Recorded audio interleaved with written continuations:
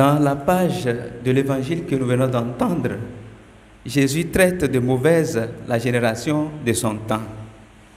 Cette génération, en effet, réclame de Jésus un signe, un miracle qui atteste son autorité avant de croire en lui.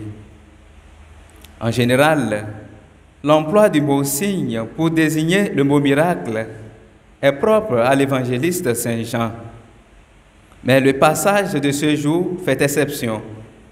Saint Luc utilise le mot signe pour désigner le miracle.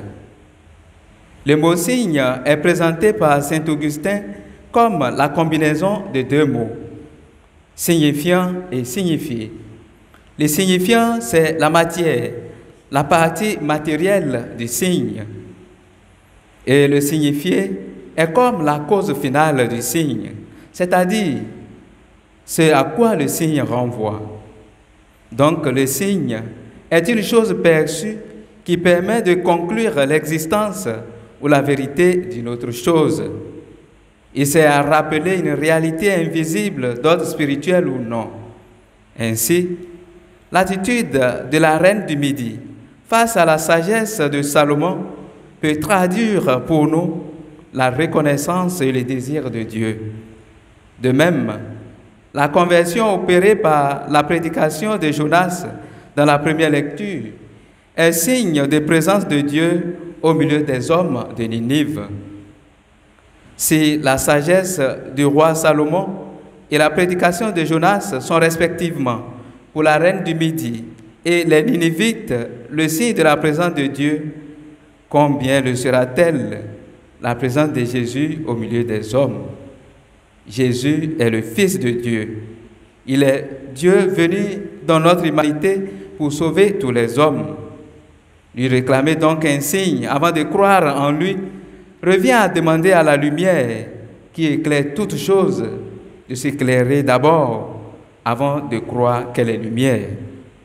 Plus clairement, c'est forcer la main à Dieu, c'est l'obliger à faire notre volonté avant de croire en lui. Jésus condamne cette attitude en disant que cette génération est une génération mauvaise. Elle demande un signe, et de signe, il ne lui sera donné que le signe de Jonas.